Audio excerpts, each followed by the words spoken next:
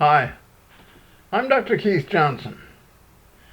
I want to take a little time to share with you a little experience I had, something that I learned and something that I'm still learning in regards to my own humanity in trying to be, let's say, a good Christian, which is almost impossible. You have to trust in God for everything you're doing, and that's part of my point in this video, trusting in God. Now, I just got in a situation not too long ago where I had to help a pastor grow his church. I do that often. I consult with pastors and I try to help them to build their ministry and their service. In this particular case, I didn't really know this pastor. He was referred to me, and he was a brand new pastor to the church that he was in, though evidently he had a lot of history of pastoring. And so I tried to help him. I sat down with him. I had many meetings. I worked with him. I went to his services sometimes. I expositated on his own sermons and tried to be his friend as best I could. I tried to make suggestions as to what I thought might help to make the church possibly grow. Working with people, psychology of dealing with people right, all these things that sometimes work and sometimes don't. But somebody came from out of town, and I didn't know much about this pastor, to be honest with you. Somebody came from out of town, and they sat down with me, had coffee, and asked me, how well do I know this pastor? Well, I said I didn't really know him well. I mean, I'd spent a lot of time with him, and I liked him, and we were trying to build that church together, which I enjoyed. It was a good part of the ministry. And he started to tell me all kinds of things that I had not heard, supposedly from the town that this pastor had come from which this now my new acquaintance was as well. And he started explaining to me some of the worst things that the pastor had done, problems he'd gotten into, troubles that he'd gotten into, possible fraud that he'd gotten into. He went on and on with all kinds of stories. And it was not an unpleasant conversation. It just was not pleasant to how it ended. So when it ended, when we were done with our coffee and spent a couple hours together, and he'd fed me with all this information that I didn't know how to take, I had a negative problem. I had listened to what he said, and I had heard things that I didn't know anything about. And I did ask myself, well, how do I know whether these things are true or not? These negative things that this guy says about him. And they were not pleasant. They were not good things. They were bad things where the guy had gotten in a lot of trouble and supposedly may still be doing, according to him. So they were things that I had to ponder. And I don't mind telling you, the next time that I met with that pastor, I had my questions. I didn't ask the questions because the pastor didn't know I had met this fellow. This fellow had made arrangements to talk to me on a regular basis. And although I didn't know him, I had listened to what he said, and I heard the negativities. And then, working with a pastor, I was worried about whether I was in the right place. Now, my point is this, that all of a sudden, listening to the negativities of supposedly what this pastor had done, the troubles he'd gotten into, and the difficulties that he was having, I began to have negative thoughts. And it interfered with my ministry. It interfered with the positive things that I was trying to do. And I'm no spring chicken. I've been around the world a few times, and I know as well that we human beings can get ourselves into some real messes. I've gotten myself into messes that I had to work my way out of, or that God worked his way with me out of those things and straighten them out.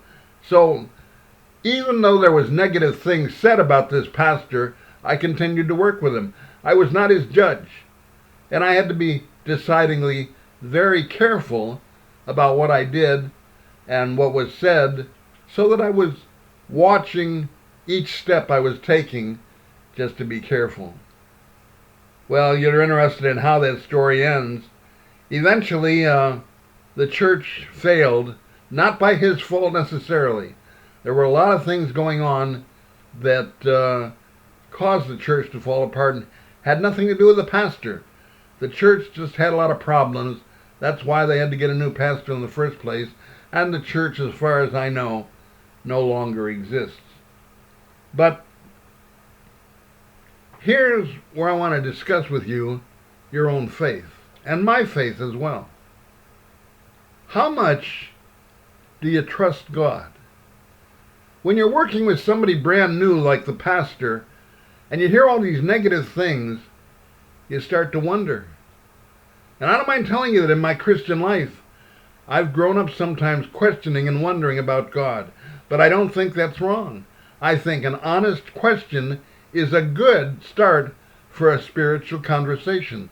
And I think God wants that. Come now and let us reason together, saith the Lord, and see if I can open up the windows of heaven and pour you out a blessing that you have not room enough to receive it. There's nothing wrong with asking God questions. Read Mere Christianity by C.S. Lewis. It'll change your life. And it changed my spiritual life. Because people didn't ask the right questions or try to get the conversation.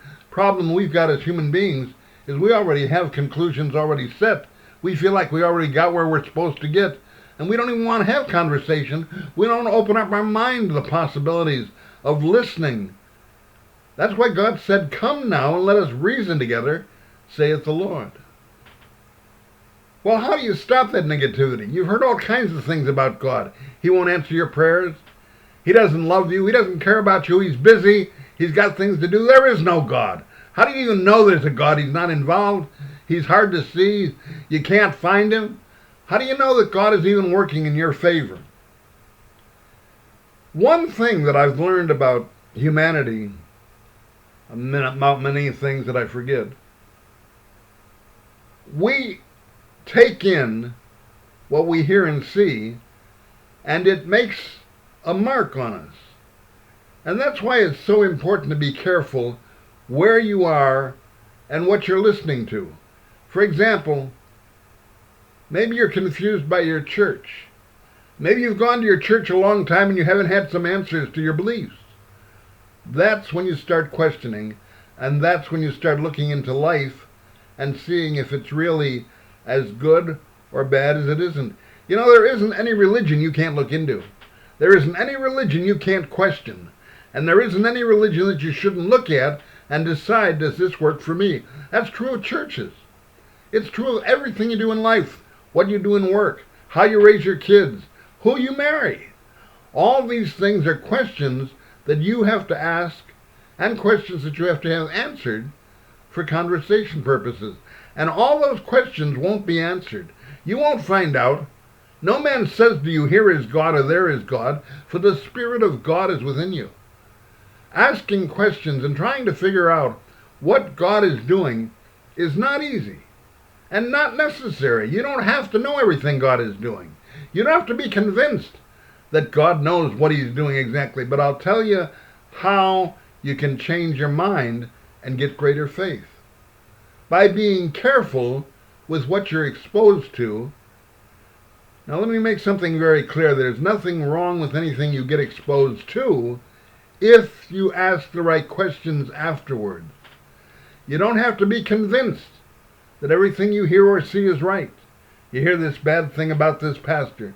Hear this bad thing about this woman. You hear this bad thing about the kids. Hear this bad thing about this individual. You hear these things and get told them. You don't have to be convinced by them. You have a right to investigate. God has given you a chance to study and understand. If God is real, he's willing to be investigated. And if God really can change your life, you need to test him. Does God really answer prayer? I don't know, try it. Pray to God. Be specific. Write down what it is you want to pray for and ask. And then write down when he answers the prayer. If God can really meet your need and God can really meet your problem, he can answer that prayer. Everything that God promises in the Bible, the questions that you ask, is always yes. God says, yes, I can do it. But you've got to have faith. You've got to trust. You've got to believe. Now that pastor and I, even though I was doubting about the negativities that I heard, ended up in a good relationship. I never told him about those conversations, and I never told him about my doubts or questions because I tried to help him as best I could. I was not his judge. I didn't want to be there trying to figure out whether he was right or wrong. What I did is I tried to help him as best I could, and then I went on to my next assignment. That's how God works, and that's how you ought to work. So how do you build your faith? By being careful with what you expose yourself to. And it begins by picking up the Bible and getting those positive inputs. If you're losing your faith, if you're having trouble with yourself, if you have doubts in God, you're not reading the Bible. Trust in the Lord with all thine heart. Lean not unto thine own understanding. In all thy ways acknowledge him, and he shall direct thy path. You've got to believe in God. Without faith, it is impossible for God to be pleased. We must believe that he is, and that he is a rewarder of those that diligently seek him. Now, it doesn't mean that all of your doubts are wrong. Some of your doubts will guide you and help you. But you do have to remember that Jesus made it very clear, let not your heart be troubled, neither let it be afraid. You believe in God, believe also in me. In my Father's house are many mansions. If it were not so, I would have told you. I go to prepare a place for you, and if I go to prepare a place for you, I will come again and receive you unto myself, that where I am, there you may be also.